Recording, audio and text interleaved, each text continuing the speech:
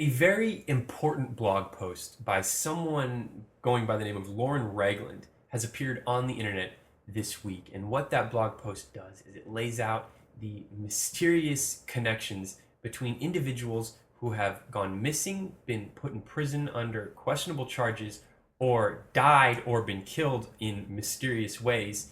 All of these people have connections because they were critical of the BP oil spill or may have had knowledge of wrongdoing on the part of British Petroleum. Now, some people are obviously connected to the oil spill, others, we can only speculate on what they knew. And Regla didn't include all of the links on her blog post, so we went down the rabbit hole, checked them all out. They're linked down below in the description, so you can take a better look and kind of follow along as this video proceeds.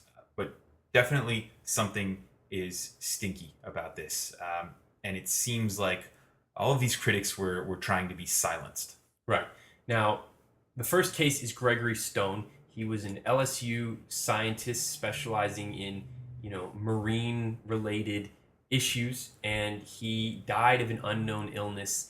He is the most recent person to die. These go in reverse chronological order. So, from the most recent person to the case that happened the furthest away about a year ago. So this Gregory Stone died on February 17th, 2011. Now, in early 2007, January 26th, Anthony Nicholas Tremonte was arrested for child porn charges. And Tremonte worked in the Mississippi Department of Marine Resources as an officer there.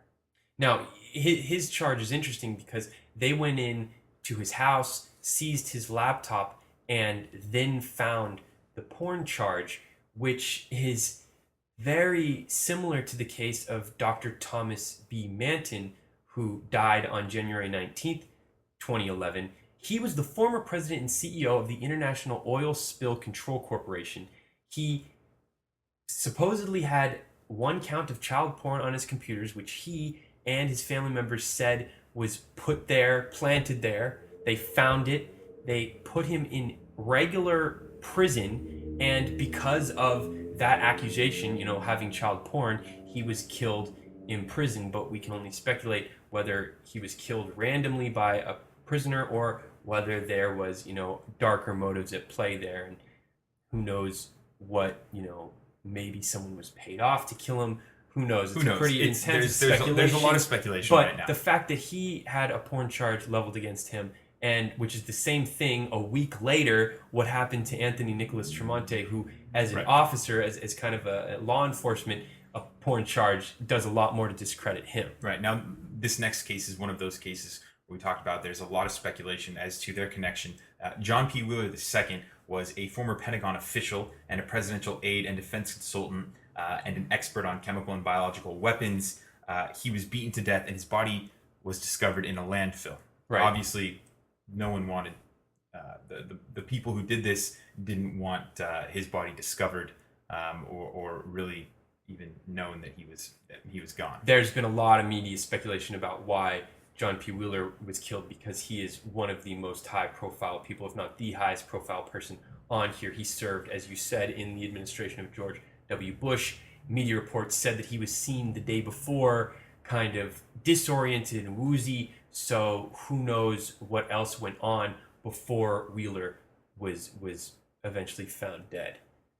Now, James Patrick Black was an incident commander for BP's Gulf of Mexico oil spill response team, and he died on November 23rd, 2010, near Destin, Florida, in a small plane crash. In November of 2010, Chitra Chauhan, who was a 33-year-old woman who worked at the University of South Florida for the Center for Biological Defense and Global Health Infectious Disease Research, was said to have killed herself by taking a cyanide tablet. Interestingly enough, she doesn't really fit the profile of someone who would do that. She was a new mother and the wife to a new father.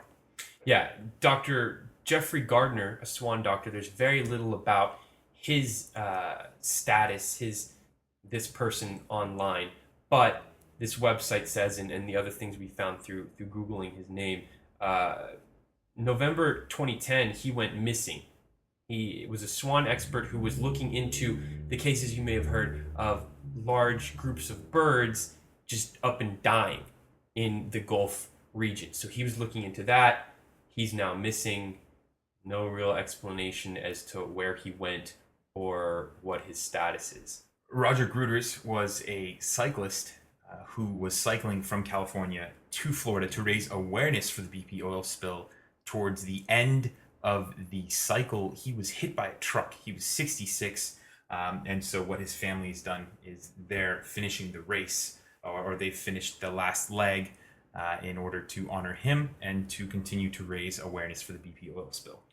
Now, the case of Senator Ted Stevens is an interesting one because he was a recipient, supposedly, of a whistleblower's communication relative to the BP oil disaster blowout preventer.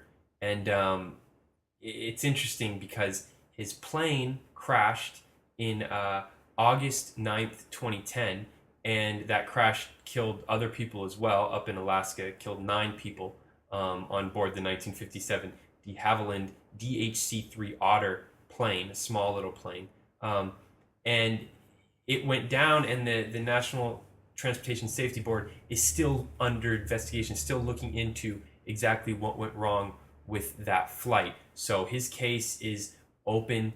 He's one of the people who we don't really know. We're not really sure of his connection to this, but it appears that he may have had some knowledge that could have been very harmful to BP. Matthew Simmons was an activist who was speaking out against the Gulf oil spill. He was found dead in his hot tub of an apparent cardiac arrest incident. And again, his connection to BP and to this oil spill isn't widely known, but he was an activist and he was very critical of BP and of this oil spill. And the last person on the list is scientist Joseph Morrissey, who died on April 6th, 2010. He was a cell biologist and college professor, and he was a near native Floridian who chose to return to South Florida after studying at elite universities, and he was fatally shot during what police say was a home invasion robbery.